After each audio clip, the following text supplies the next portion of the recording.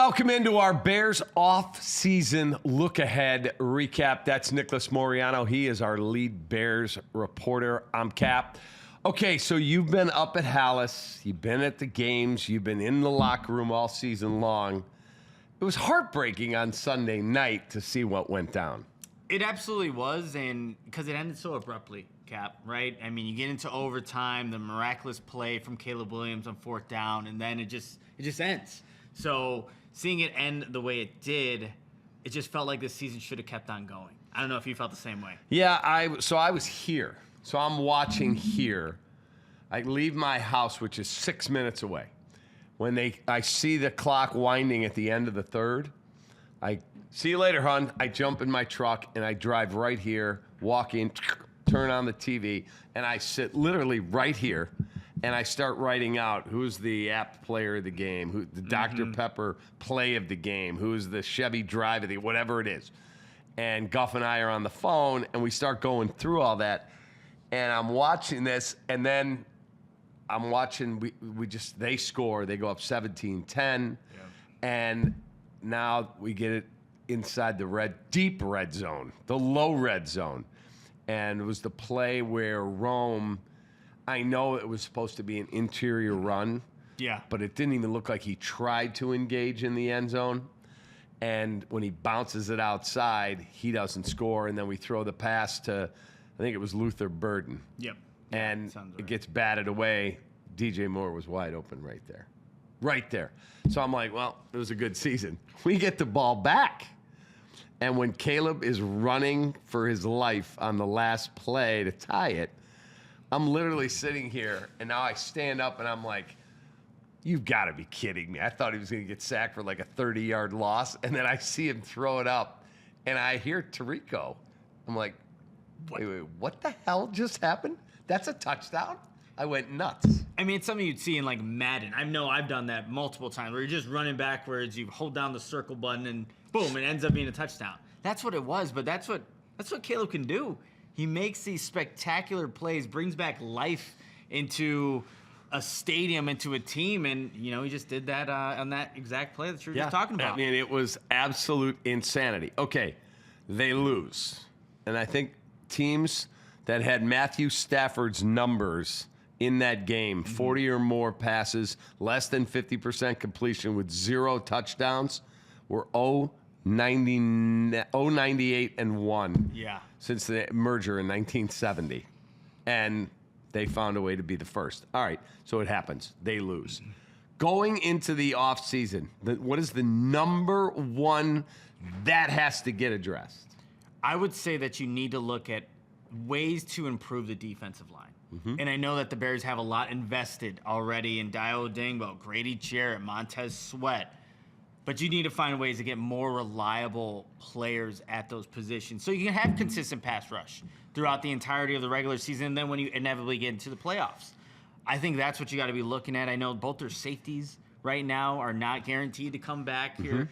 I know Byard wants to. Yes, there's mutual interest. That's what Byard said in the open locker room cleanout, that, you know, he spoke to Poles, Ben Johnson, there's a mutual interest there. It would be great to have a guy who's a leader, led the league in interceptions back in that secondary, but you just got to get, I think, creative and find ways to revamp that pass rush to get more reliable people in there. Okay, if I said to you the Chicago Bears are able to go out and add, whether it is Max Crosby or sign Trey Hendrickson if he passed medicals as a free agent, you don't have to give anything up. You'd give up a ton to get Crosby. They could get somebody like that, but they're going to release Montez Sweat. Ooh. What would you say? I mean, if you can guarantee... Would that shock you? That would shock me. It would shock me for sure. But I think both of those guys are more productive, no doubt about it, than a Montez Sweat. So you are upgrading your pass rush. You're getting, if let's say it's a guy like Trey Hendrickson, that's a guy that Dennis Allen's familiar with. It's not a crazy thing. I think I would take that if everything lined up, but, you know, I don't think they released Montez, and, you know, that's why I think it complicates things and how you can upgrade the pass rush. But look, that's Ryan Bolt's job. Yeah, but I love to play armchair GM. I do. Okay. In terms of the most important thing, I'm with you, the defensive line. But 1A, who's playing left tackle next year? That's a good point. You got Ozzie Trapillo out with a torn patellar. He's probably gone most of next year. Yeah. So I don't want Braxton Jones back.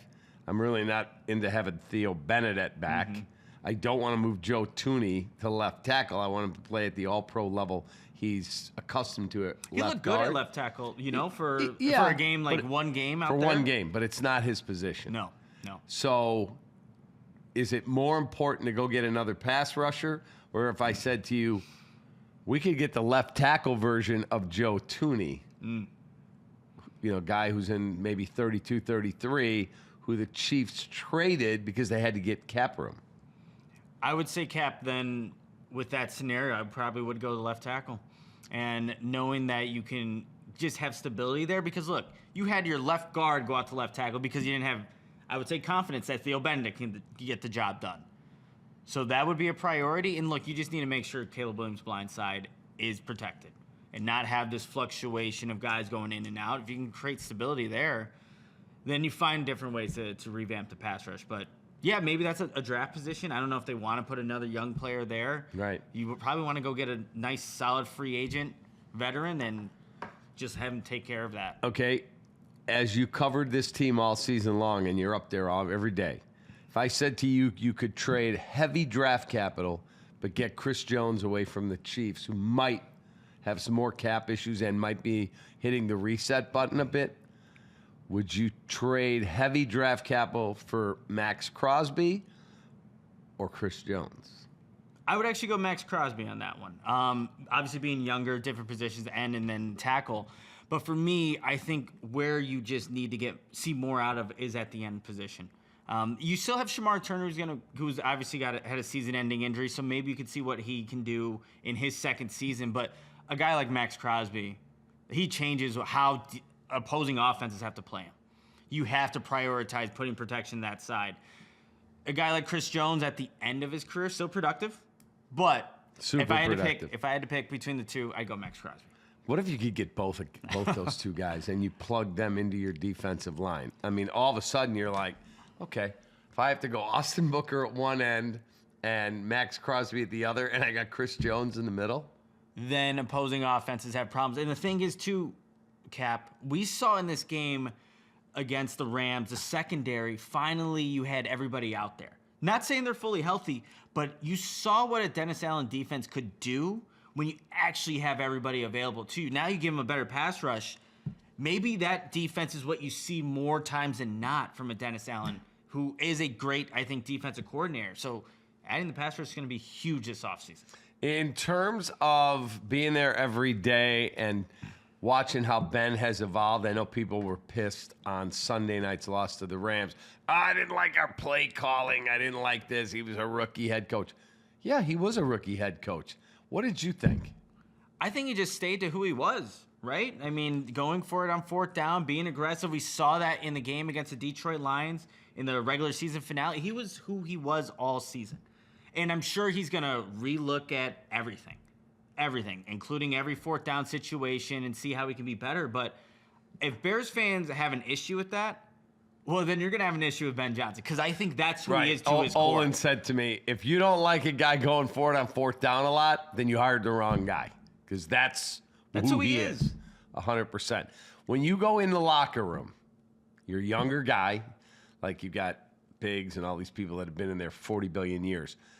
Who's your go-to guy? Because when I started doing the Cubs in 1995, I would find one or two, maybe three guys. I'm like, that's my guy. And if I needed something, God, I got to do this package on the defense today, or the Cubs lost, I'm going to that dude. Who is it? I think, a couple of guys in there. Friend of the show, Kevin Byard. He's been the best. He's been awesome. And when I do these film breakdowns, he does it like no other. He articulates everything that's going on, gives you all the details, but then I think it's just insightful. What you're learning, what I'm learning, so he's always been great. And then Roma Dunze, for me, has been a really good piece for someone to just, one, learn what's going on in specific plays, but just kind of learn about his role in the offense, his connection with Caleb Williams. He's been great as well. But I think it speaks to the people that are in that locker room. Mm-hmm. You can go to anybody, and they're usually pretty good about talking. And so that's what I think speaks to the culture that Ben Johnson has built in this Bears team. Does Caleb ever just hang out in the locker room when the media's there? Oh, absolutely. He'll actually just speak to people, too. That's what's cool about Caleb. And not to throw any shade to Justin Fields or anything like that, but he was kind of more reserved, didn't really speak out. But I remember Caleb Williams and we were talking, I don't know if you know the show, Blue Mountain State, old football show. Oh, I remember that old football. I remember just like, hey, Caleb, have you ever watched that? And we were talking about a funny episode, and he had, but he's somebody that even this past week was engaging with members of the media because he's there and he's open to it. And he's just a really chill, down-to-earth dude. So all the stuff that was being said pre-draft about him, all nonsense. So he's been great to deal with. He's been great to deal with. He's a good dude. Is there a guy in the locker room where you're like, yeah, he's fine. I don't bother him. He's tough to approach. Yeah, so I would say that Montez Sweat definitely fits that billing right there. He's there, but he usually doesn't talk. There's not a lot of people that I think have gotten quotes from Montez Sweat when he's in the locker room, when he has to go to the podium, obviously, but yeah, it's just for whatever reason, he just is not that open to talking. But I would say that would be the person. The worst person that was in that locker room, though, a couple years ago, Chase Claypool. That was somebody. I was not a fan. Yeah, no, not a fan. Like, I remember one time I tried asking him, like, just a question for a story. I have to go lift sitting at the locker for 40 minutes. And he's like, oh, so where's the lift? When's that happening? Never really happened. Yeah, never had. He was not. He had such a great opportunity here and just squandered it away. Yeah.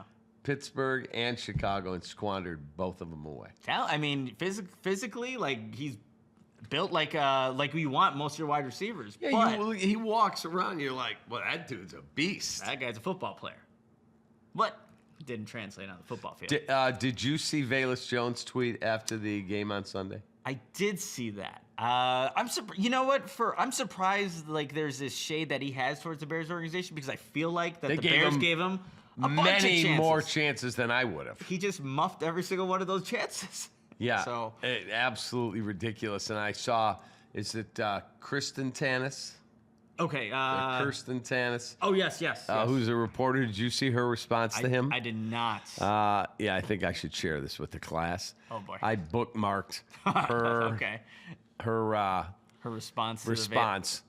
Thank you at Velus Jr. You regularly sucked ass, which helped Bears lose so badly. They got amazing draft capital to draft studs, including Caleb, who won the NFC North in the first playoff game. Let's roll your highlights one more time. See, we can laugh with you.